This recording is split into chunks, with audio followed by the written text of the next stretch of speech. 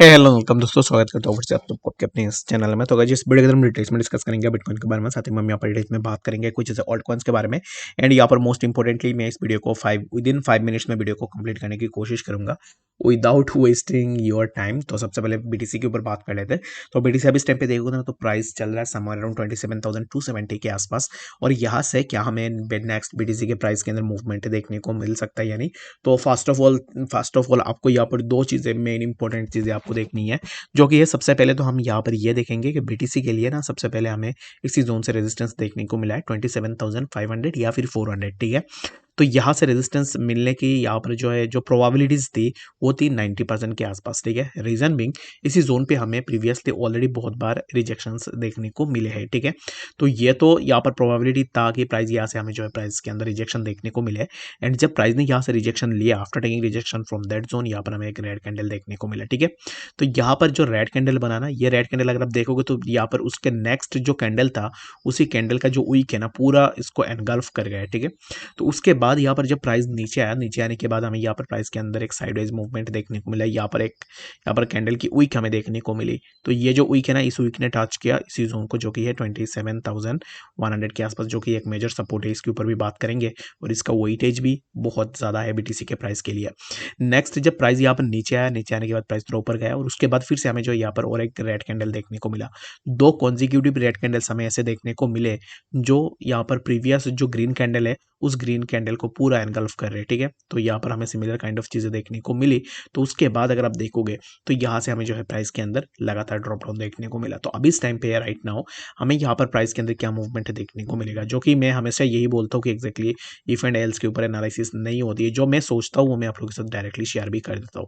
तो मेरे हिसाब से अभी इस टाइम पे प्राइस कुछ इस तरीके से मूवमेंट होगा। हमें यहाँ पर इसी जोन पे आया, उसके बाद फिर से प्राइस थोड़ा ऊपर गया। तो प्राइस अब इस टाइम पे ना फिर से हमें 27,459 के आसपास हमें फिर से देखने को मिलेगा। ठीक है, तो ये जो जोन है इसी जोन से हमें यहाँ पर कुछ इस तरीके का प्राइस का मूवमेंट देखने को मिलेगा। अरे ये जो जोन है ना, ये हमारा एक काइंड ऑफ चीज़ है जो हमें देखने को मिल सकता है।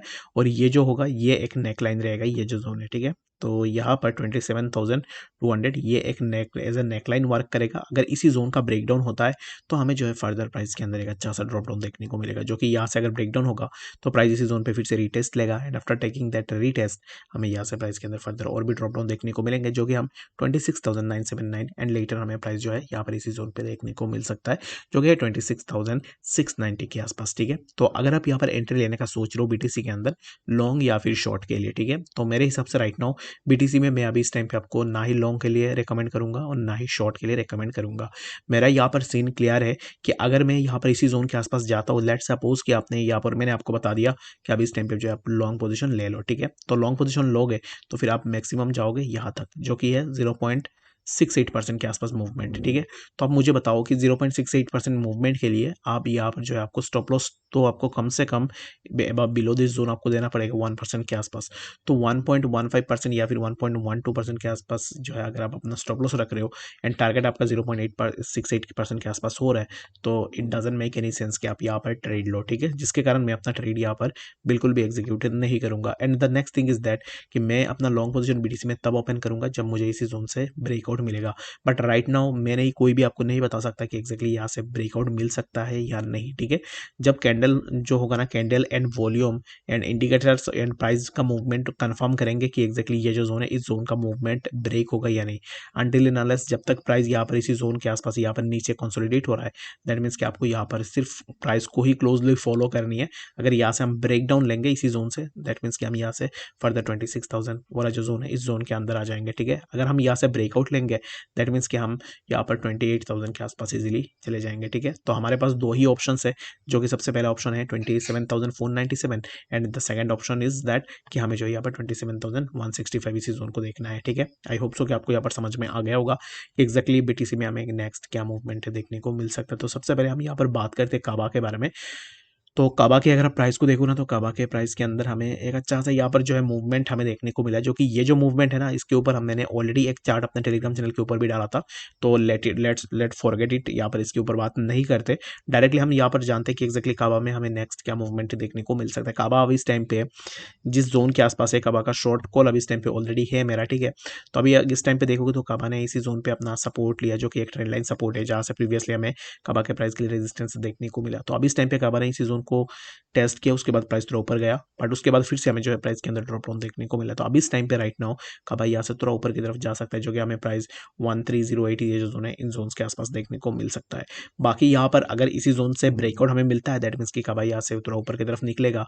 एंड अगर यहाँ से जो है ब्रेकआउट नहीं होती है, तो फिर हमें प्राइस के अंदर फर्दर ड्रॉप डाउन देखने को मिलेगा। इन माय ओपिनियन काबा अभी इस टाइम पे साइडवाइज में रहेगा, और यहाँ पर ग्रेजुअली हमें प्राइस के अंदर थोड़ा ड्रॉप डाउन देखने को मिलेगा, क्योंकि यहाँ पर इस पार्टिकुलर प्रोजेक्ट ने एक ही कैंडल में हमें जो है 30% के आसपास जो है मूवमेंट इसी कैंडल में हमें देखने को मिला, जो कि 30% नहीं, सॉरी 40% के आसपास मूवमेंट हमें देखने को मिला है, ठीक है।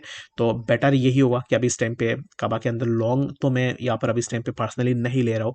बाकी अगर आप लेना चाह रहे हो तो it's depends on person to person, but मेरे हिसाब से right now it will not good for going for long in काबा।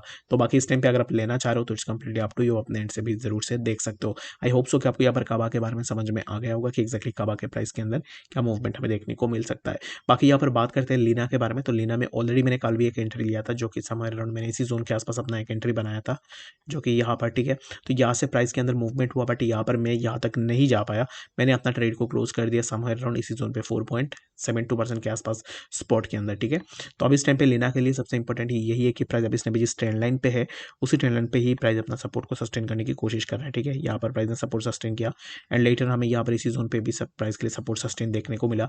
और अभी इस टाइम पे अगर लीना यहाँ पर इसी जोन का ब्रेकडाउन करता है, ये जो ट्रेंड लाइन इसी ट्रेंड लाइन का ब्रेकडाउन करता है, दैट मीन्स कि हम यहाँ पर फिर से इसी जोन के आसपास हमें इजीली प्राइस देखने को मिलेगा।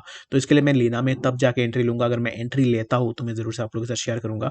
एंड मैं अभी इस टाइम पे वेट कर रहा हूँ कि मुझे इसी वीक का ब्रेकआउट चाहिए, ठीक है। तो यहाँ से ब्रेकआउट होने के बाद मुझे एक ऐसा कैंडल चाहिए जो कि यहाँ पर इसी जोन पे confirmation they with good volume. उसके बाद जो है मैं यहाँ पर अपना लॉन्ग पोजीशन लेने की जरूर से कोशिश भी करूंगा। अगर मैं लेता हूँ तो मैं जरूर से आप लोगों के साथ शेयर करने की कोशिश भी करूंगा। बाकी इस वीडियो के लिए फिलहाल इतना ही। अगर आपको किसी भी कॉइन के ऊपर डिटेल्स में जानना है तो फिर मुझे कमेंट सेक्शन के अंदर जरूर से बता देना, ताकि मैं नेक्स्ट वीडियो के अंदर जो भी आपका क्वारी है उस क्वारी के ऊपर भी बात कर पाऊँ। तो मिलते हैं नेक्स्ट अपडेट्स के साथ, तब तक के लिए गुड बाय।